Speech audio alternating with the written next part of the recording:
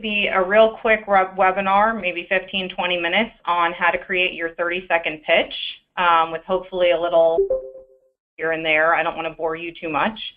How this came about, I was actually at lunch with an associate. They turned around to me and said, you know, Laura, I literally don't know my pitch. You know, I don't know what to say when people ask me what I do, you know, and we've all had that happen where we're at a networking event or some sort of, you know, whatever it might be that we're meeting other people. We might not know much background on the person we're speaking with, but they literally just ask you simply, what do you do? And, you know, sometimes in our minds, what we do is, you know, and what you do is so complex that it's hard to sum it up in a real concise answer because you just want to tell them everything. So this is going to hopefully exercise for everybody to kind of get, you know, your specific elevator pitch where you can just tell people real quick, you know, what you do, how it can help them, and hopefully get to the point. So let's try to craft this so that you're consistent across the board, but that you are also listening to what other people need and want from your business and what you can offer. So I won't ask for any participants, but if anybody has any guesses on what our average attention span might be these days, I mean, if I were to guess, probably about 15 seconds max.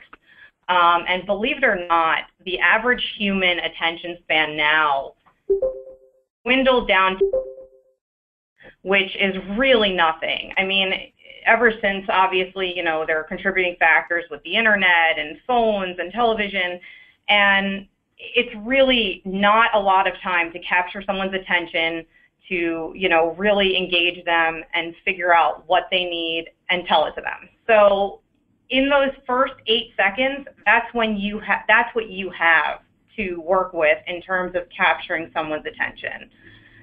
And if you've ever heard someone say, well, they have the attention span of a goldfish, actually that's wrong, because humans now have the attention span that is 1 second less than a goldfish. And there's your goldfish. Just to put it into perspective, you know, we all go to these networking events and we talk to so many different people when we're there, you know, regardless of where you are, whether it's a convention, a conference, even just an intimate dinner, you know, you really are speaking with people that are from completely different walks of life, have completely needs. So basically, I want you to gather, if you come away with nothing, you know, I want this to be, what can I do for them? And you never know who you're speaking to. You know, it could be the guy that's dressed in really awful clothes and just really, you know, doesn't look like a business owner, doesn't look like he's professional, and yet that could be the one person in the room who has the most influence. You never know. So just to put that into perspective, right now there are 46 billionaires under the age of 40 in the world. And some of them you would never, ever know just by walking past them on the street or seeing them in the grocery store, if they even go, you know, that type of thing. Is this depressing for people like us? Absolutely. Is it also encouraging? Absolutely. These people have a lot of legal spend to be had, and there's a lot of opportunity. If you pass this guy on the street, would you think that he was a billionaire? Nope. But he was Mark Zuckerberg's roommate. He was the third employee at Facebook, and he made $8.4 billion in his day, and he is under 40. Same with this one. If you passed him on the street, you wouldn't think he's anybody different from anyone else. He's the CEO of Dropbox, worth $1.3 billion. Same here with Jack Dorsey. He was one of the founders of Twitter. He still owns 5% share in the company, and he's worth $2.2 billion. And then a recent addition, Nicholas Woodman. GoPro hasn't been around that long. He's the GoPro founder, and he's worth $1.3 billion. You look at a guy like that, you know, you meet him somewhere, you think he's just a regular guy, but you never know. So keep that in mind when you're at these events, that you never know who you're speaking with. Now, in terms of your pitch, when you're pitching to someone, you want to know, you know, they want to know who you are. They want to know why you want to know why they need your help, and you want to explain to them how you can help. So one of the attorneys that I spoke with, one of my partners, had said, you know, Laura, I go to these events, and last night I went to an event and I spoke to 7 different people, and my pitch was different 7 different times, you know, and he said it wasn't even close to being consistent. And you really want to make this consistent, but you need to make it about the person you're speaking with as well. So if you have no background on that person, that's one thing. You need to craft your pitch accordingly so that it can cover a broader range of what you do. If you're speaking to someone and you do know a little bit about their background, maybe you know their title, their company, whatever it might be, then you can kind of tailor it more to what they need. But you need to be thinking about why do they need your services, and how are you going to be able to help them? Make it more about them and less about you. As we always hear, you never get a second chance to make a first impression. You know, when you're at events and you're at dinner, you know, those are quick impressions that you make. I mean, those are real fast, you know, I mean, at a conference, you're meeting people for maybe less than a minute. You know, you never have the opportunity to make that first impression again. Make it strong, make them remember you for good reasons. Remember that, that's the important thing. Make them remember you for all the good and for what you can offer them. Make it count.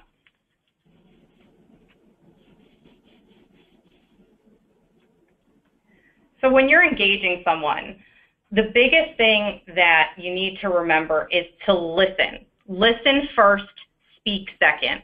You know, we've always spoken to those people where you're speaking to them and you know that they're already thinking about the next thing they're going to say. They're not even listening to what you're saying. We've all spoken to those people. Some of us have been those people. And you can already see the wheels turning, or you can see them waiting for a break in the conversation to jump in and say what they're trying to say. You don't want to be that person. If you're an active listener, you're going to pick up on things that you wouldn't normally pick up on. You're going to pick up on needs that they have, or problems that arise in their business, or whatever it might be, even that their kid plays softball and you have a connection to that some way. Be an active listener. This is going to help you to pitch much easier to them because you're going to be more informed, and in turn, you can inform them much better about what you do. Provide enough information to engage the person so that they ask you, you know, more about what you do, or more about what your capabilities are, or about what Parker Poe's capabilities are. You need to engage them right off the bat and make it relevant to them. Let's face it, everybody is selfish. You know, they want what's important to them. Try to hone in on whatever that is by listening to them. You know, if you don't know much about them, try to find out about them beforehand. If they come up to you, you know, I'm so-and-so, hi, I'm so-and-so, here's, you know, what do you do? If they just ask you that, well, what's your role in the company? Who, you know, what is your legal department like? You know, what size company do you work for? And we'll get into that a little bit more. Do not ramble. Nobody wants to be the person, nobody wants to be with the person where you're trying to get out of the you're doing anything you can to try and get out of the conversation. We've all, you know, looked around the room, looked at our watches, gone back to our computers when someone's in the office. You know, you don't want to be that person where people are trying to get away from you. Just remember that, you know, cut yourself off at a certain point. If if you're developing this pitch and you really have it down, you'll know when to stop yourself and to allow that other person to engage. Remember, it's all about engaging that person so that they're going to ask you more questions about what you do.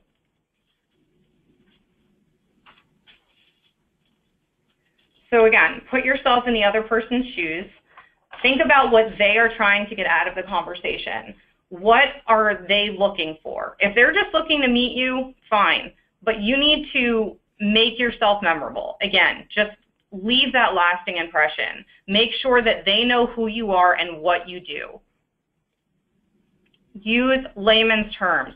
Not everybody is going to know legal jargon or technical information that you're speaking about. Try to put it in terms that anybody would be able to understand. If you're speaking, obviously, to someone that knows your business, or that is in your industry, fine. You can use, specific terms that might be relevant for them, but try to not get too heavy on the jargon, because this can really ruin a conversation. Again, you'll be that person who's rambling and the other person will be trying to get out. So just keep it short and make sure that you try not to use too much technical speak.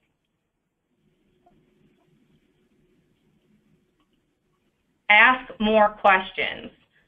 Ask them, tell me about your role in the company. What do you do? What involvement do you have in your legal department? Who knows? I mean, they might not have any, but they could be best friends with the GC for all you know. You don't know until you ask. How many employees are in your company? How big is it? What are your day-to-day issues? Find out what makes them tick and find out what problems they're facing.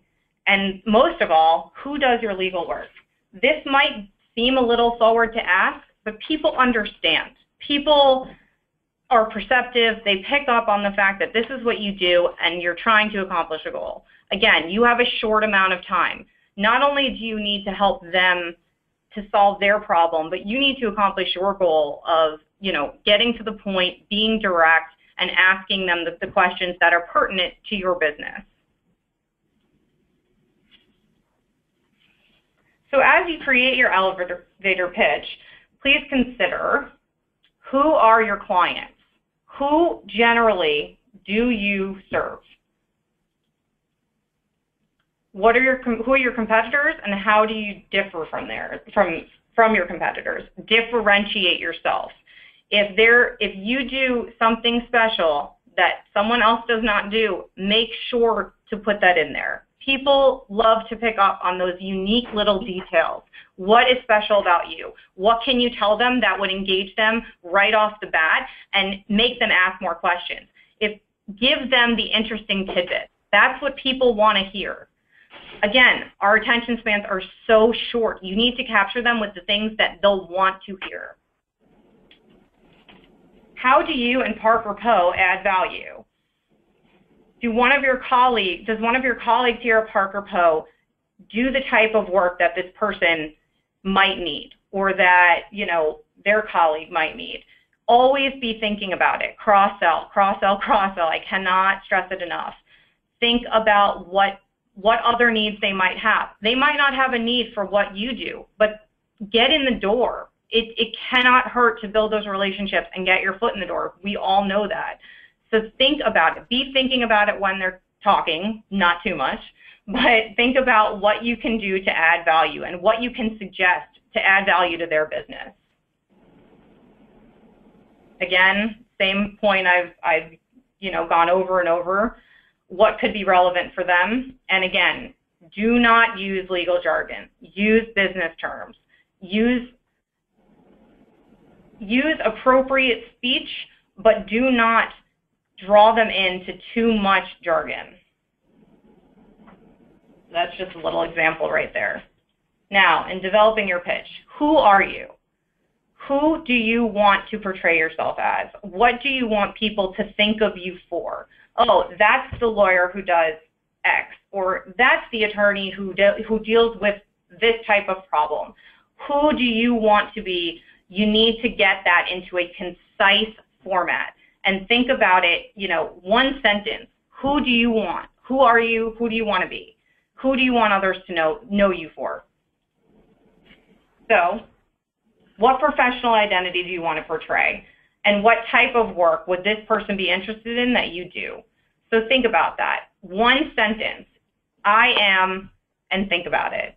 After we get off the phone, I'm going to send around a worksheet that you can complete that has all of these points to it. And I really want you guys to think about, in one sentence, that would be, not a sentence that is going to, look good on paper. Something conversational that you would feel comfortable saying to someone, that you would feel comfortable engaging someone with, and that you feel also comfortable speaking more about. So it's not a dead end. It's something that opens up the dialogue for a little more.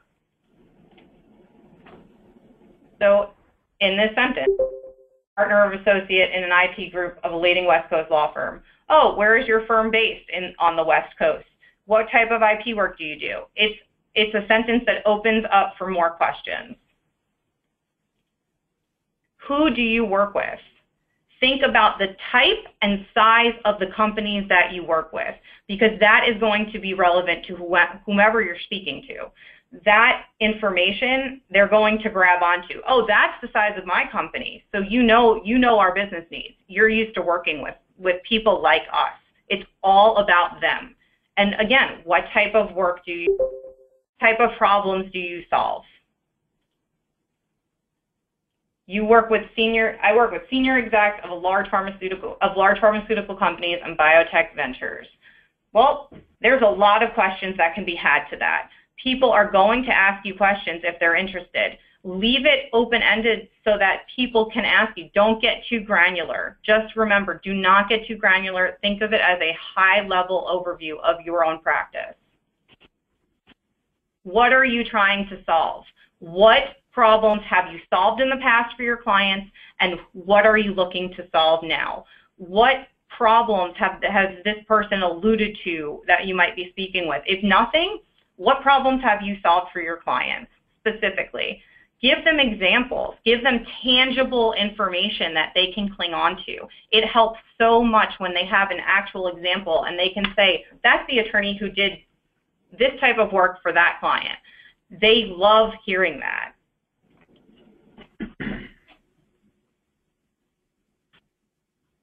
And finally, your summary. What do you do that creates value? Who do you do it for? And how your service differs from your competitors. Sum it all up in one sentence. Here's what I do for my clients. These are the types of clients I serve. And this is how I can help you, more than your other attorneys can, or more than your current firm can help you. Think about the ways to do that. I mean, summarize this as best as you can without going and rambling, because this can get long, but try to think of a good sentence to wrap it all up that will lead to more conversation. So you don't want to just have the conversation stop dead here. You want people to think more about you. And finally, if anybody has any questions, I am wrapping up. That's about it. I didn't want to take up too much of your time. Remember, a good rule is any single person that asks you what you do, hand them a business card. It helps to just keep you top of mind, regardless of if you've spoken to them for 5 seconds and you had to be pulled away. Hand them a card. You never know when that's going to come in handy. And if anybody needs, help writing their pitch or, needs some more tips, I'm happy to help. Again, I'm going to send around that worksheet that I referred to earlier.